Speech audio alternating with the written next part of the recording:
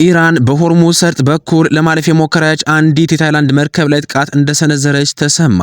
የታይላንድ ባለስልጣናት እንዳስታወቁት ከሆነ በታይላንድ ሰንደቅ ዓላማ የምትጓዝ ማሪነር የተሰኘች የጭነት መርከብ ከኦማን በስተሰሜን 18 ኪሎ ሜትር ርቀት ላይ በሚገኘው የባህር ክልል ውስጥ በተኳሽ ተመታለች። በመካከለኛው ምስራቅ አዳሩን አዳዲስ መረጃዎችም እየወጡ ይገኛሉ። ከነዚህ መካከልም አንድ ሰበር መረጃ በእጃችን ላይ ገብቷል።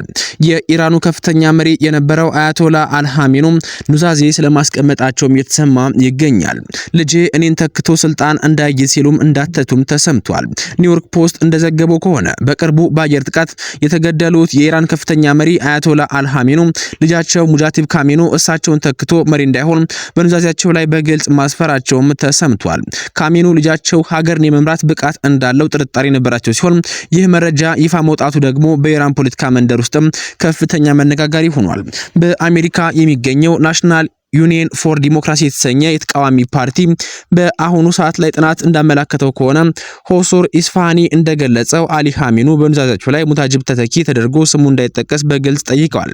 እንደ ዳይሬክተሩ ገለጻ ከሆነ ሟቹ መሪ ልጃቸው ሙጃቲብ ኢራን የመሰለች ሀገር ለመምራት የሚያስፈልገውን የፖለቲካ ልምድም ሆነ ቁመና የለውም የሚል ጽኑ እምነት ነበራቸው።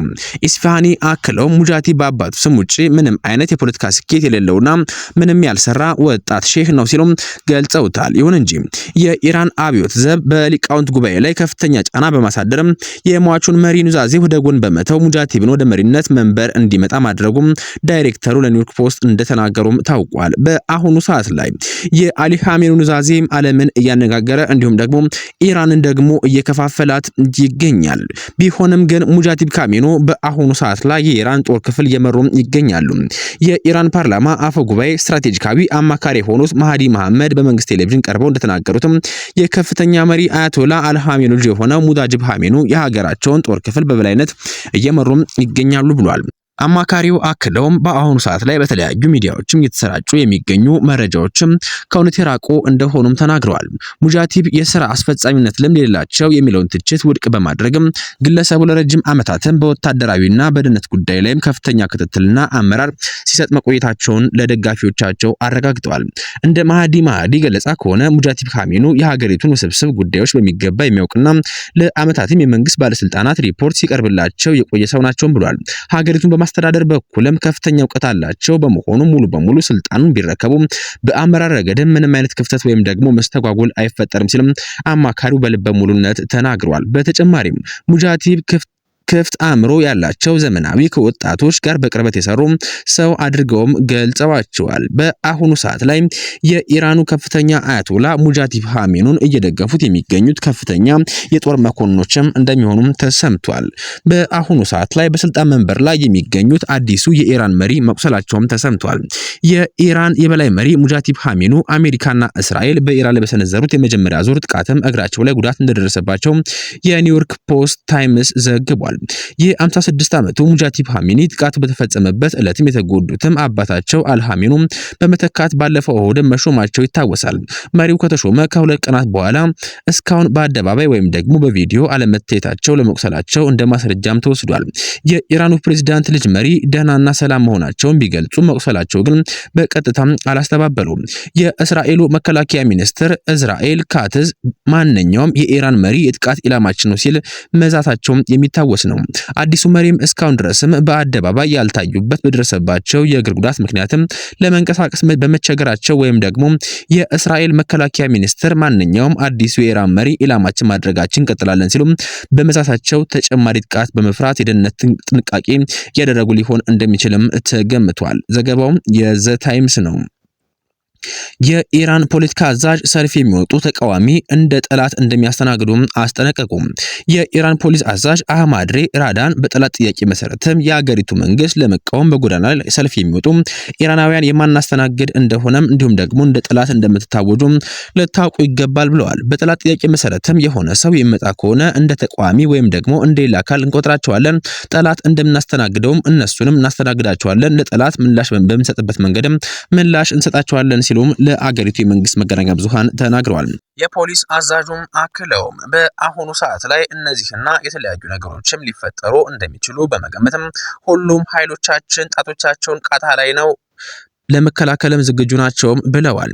የእስራኤል ጠቅላይ ሚኒስትር ቤንያሚን ኔታንያሁ እሁድ ዕለትም ባስተላለፉት መልእክትም ኢራናውያን የአገሪቱ መንግስት ለመጋፈጥ እንዲነሱ አሳስበው ነበር። ኔታንያሁን ጨምሮ የተለያዩ የእስራኤል ባለስልጣናትም ጦርነቱ የኢራን መንግስት እንዲቀየር ሊያደርግ ይችላል የሚል ተስፋ እንዳላቸውም ተነግሯል። ባለፉት ታህሳስ ላይ የኢራን ከፍተኛ አገር አቀፍ ጸረ መንግስት ተቃውሞ አስተናግዳ ነበር። የአገሪቱ መንግስትም ተቃውሞን ለማፈን በእስላማዊ ሪፐብሊክ ታሪክ አስከፊ የተባለውን እርምጃ ወስዷል። መቀመጫውን በአሜሪካ ያደረገው የሰብአዊ መብት ተሟጋች የዜና ወኪል ሂርና ከተቃውሞ ጋር በተያያዘ ቢያንስ 7000 ሰዎችም እንደተገደሉ ማረጋገጡን ገልጿል። እንዲሁም ደግሞ በኢራንና በአሜሪካ መካከል ያለው ውጥረት እጅግ አደገኛ ደረጃ ባለበት በአሁኑ ሰዓት ላይ እንዲህ አይነት ክስተት መፈጠሩም እያነጋገረ ይገኛል።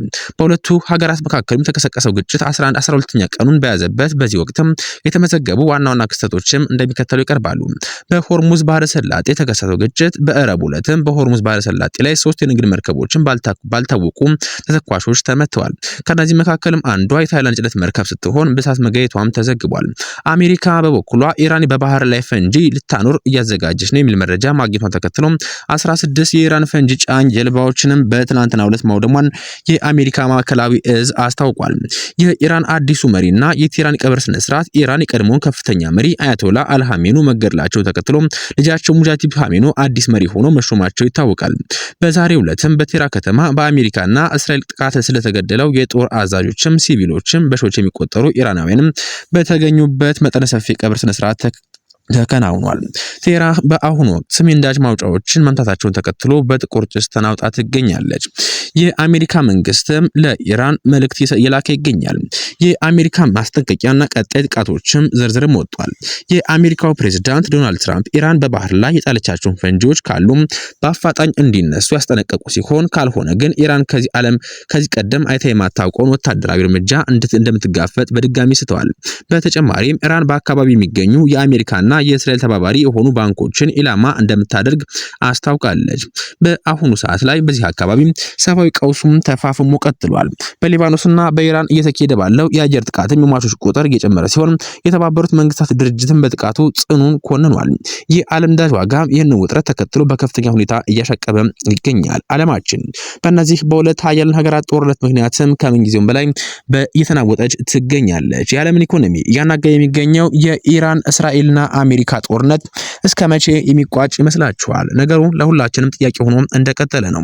በዛሬው ዕለትም 12ኛ ቀኑን ያስቆጠረው የእስራኤል አሜሪካ ጥምረት የኢራን ጦርነት በአዳዲስ ክስተቶችም ዕለት ተዕለት እየተሸጋገረ ይገኛል። ጉዳይም ራሱን በማስፋት በቀጣይም የኒውክሌር ጦርነት እንዳይሆንም እየተሰጋም ይገኛል።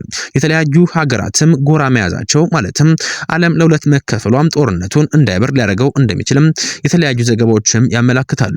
ያደጉና የበለጸጉ ሀገራትም እነ ሩሲያ፣ ቻይና፣ ሰሜን ኮሪያና የተለያዩ ሀገራትም ከኢራን ጎን መቆማቸው እንዲሁም ደግሞ የጦር መሳሪያ መሸጣቸው፣ አንዳንድ ሀገራት ደግሞ ከእስራኤልና አሜሪካ ጥምረት ጋር መቆማቸው ጦርነቱን እንዲቀጥልና ውጊያው እንዲቀጥል ሊያደርግ ይችላል ተብሎም ይታሰባል። እንዲሁም ደግሞ ከዚህ ባለፈም አድማሱን በማስፋት ወደ 3ኛው የዓለም ጦርነትም እንዳያመራ እየተሰጋ ይገኛል። በቀጣይ እስክንገናኝ ድረስ በዚህ አበቃን። መልካም ቆይታ